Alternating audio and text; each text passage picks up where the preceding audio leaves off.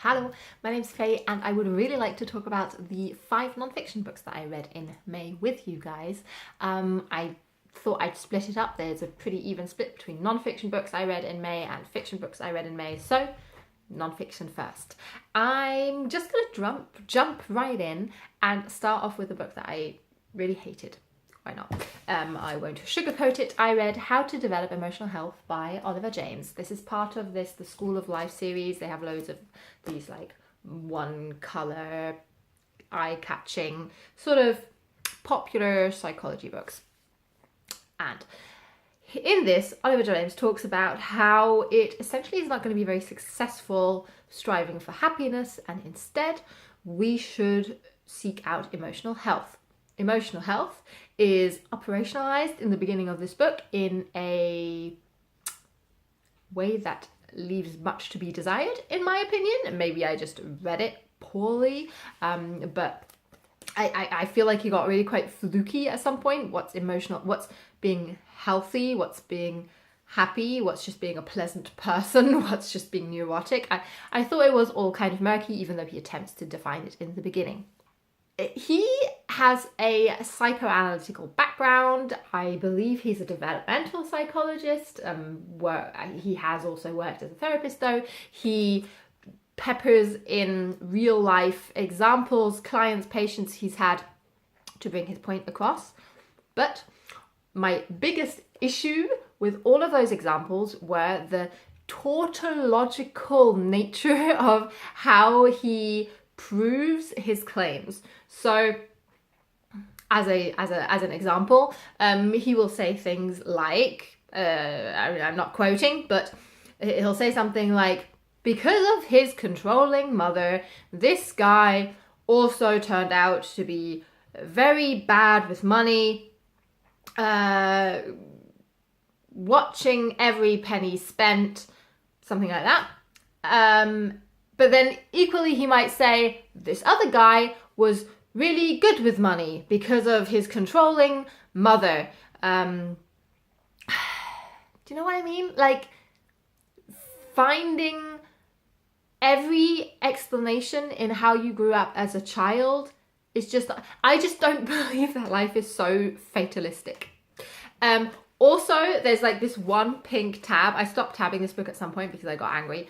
But there's this one tab where he says, what struck me as remarkable when I met Henry was how very emotionally healthy he now seemed. This was some 10 years after the killings, and he had blah, blah, blah, blah, blah.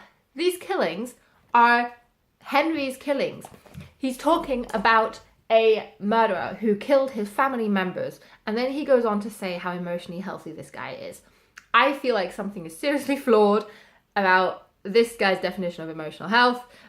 Also, I feel like if we're all seeking out emotional health, then apparently we've all checked the boxes and succeeded, and we are free to still be murderers. I thought it was awful. Oh well.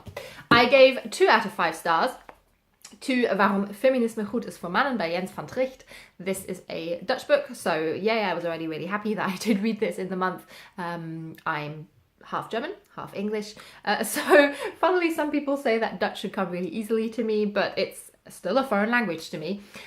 This was a gift by my boyfriend's mum. She's Dutch.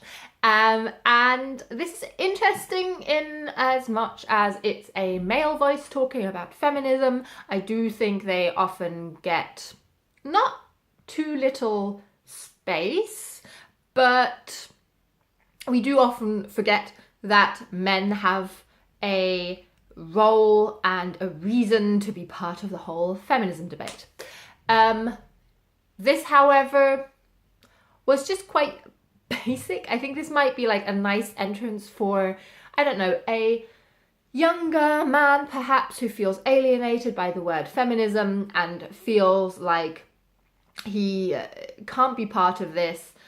Feels excluded by the term maybe, and then you know, a male author might be make it easier for this person to identify with the movement. Jens van Tricht talks about his years studying gender studies So he does have an academic background in this field. He believes really strongly in the cause, but I just thought it didn't go deep enough. There were some elements where I started to be a bit more interested because he mentions some Dutch personalities in also the history of feminism, which I'm just not familiar with, but then that's very surface level. He even, I mean, in the beginning of the book, he even defines sort of the most important terms like feminism and emancipation, or patriarchy, nature versus nurture, sort of just words that you need to understand if you want to have an educated conversation about feminism. But I feel like, without wanting to sound cocky, that I am one level above that, so this didn't give me that much new insight. Also, he has like little diagrams in there that I think didn't really add much. So whilst my 1 star for this is because I truly thought it was awful, my 2 stars for this isn't because it was awful, I just found it a bit lackluster. Then we are working our way up. I also gave 2 out of 5 stars to How Should a Person Be by Sheila Heti. This, despite being really well written and thus a sort of more favourable 2 out of 5 stars, still had me rolling my eyes so much. So in this, Sheila Heti plays around really quite cleverly with different formats, email excerpts, letters, little anecdotes, and basically tries to figure out what a person should strive to be, what makes a person interesting, artistic, a good friend especially. A lot of this centres around friendship. And my problem with this, even though a lot of these questions personally interest me, was that it was really, really heavily situated in Sheila Heti's friendship group at the time. I'm guessing they're in their mid-20s and they're all sort of creative writing, art, acting students, or at the sort of the beginning of their career. And I just found it all really sort of self-aggrandizing. Is that a word? Really, like, just egocentric, and in a way that this really pains me to say this, but there is a certain type of person who's active in the arts, and then that becomes their whole identity, and everything they say is oh so interesting, and it just read very young. I'm 29, I'm going to be 30 next month, and I sort of felt like I would have found this more interesting a few years ago, because then I would have really recognised possibly myself and friends in this, and this sort of very secluded view on you and your friends being the most important thing, and people who are more on your periphery and have different backgrounds, different interests, different jobs, just not mattering. So I thought that was a very limited view. I also found the portrayal of the main friendship between her and her best friend quite off-putting. I thought this really, really intense friendship that just replaces all your other friendships, romantic relationships, family, just like this one person has to serve everything. And I just found that really quite strange, and she tries reflecting on that a little, and I was just missing the sort of next step after that, and maybe with a more sort of long-term view on a sort of more mature stance to friendship. I'm not sure. Also the pressure in these friendships to always have to be your most creative, dazzling self. I thought this made for quite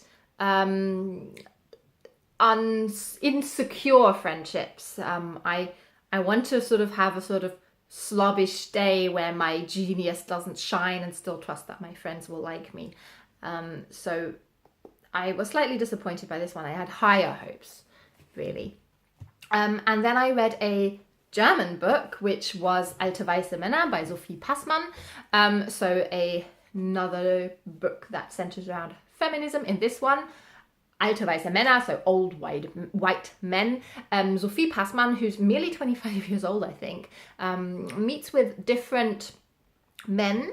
Not all of them are old and white, but they are all men, and talks to them about what it means to be an old white man and how this term has become a sort of a derogatory term for a certain kind of person. And they talk about how in order to be an old white man and fit into this sort of villainous role, you don't necessarily have to be old or white or male.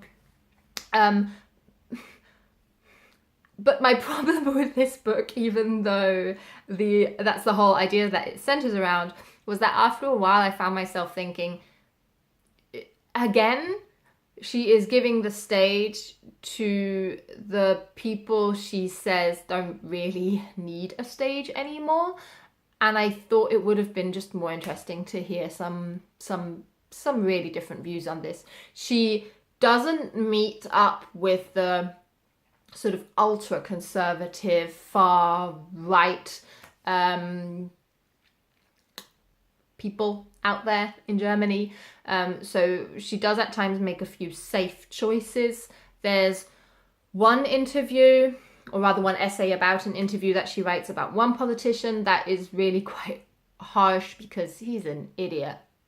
And she's highly critical of him, and if they'd all been like that, that would have been painful, but it did make for a bit more colour in this. My favourite essay was probably the one where she meets up with her dad, who has a sort of old traditional academic, but also like fraternity background. And they are really at polar opposites when it comes to their political beliefs, but he's her dad, who she does still have a good relationship with. So that made for a really interesting conversation between the two, because there was a lot of respect there, despite the disagreement. But yeah, funnily enough, the whole reason for this book was one that started to grind on my gears a little bit. I thought she's very funny, though, and you do get a really interesting view on what's currently going on in Germany in the debate. You get with her a more modern view on what, you know, the younger generation is doing, like actually doing, as in using social media as a way to discuss feminism. So that is interesting and funny, but the concept itself didn't really hold up for me as a whole book. And then the final book I read is the highest rated, which I gave 4 out of 5 stars, and it's the only one I don't have anymore because I had to return it to my mum, who borrowed this to me, lent this to me. And that was First Bite, How We Learn What to Eat. Is that how it's called? No, just How We Learn to Eat by B. Wilson. And she's a sort of food writer.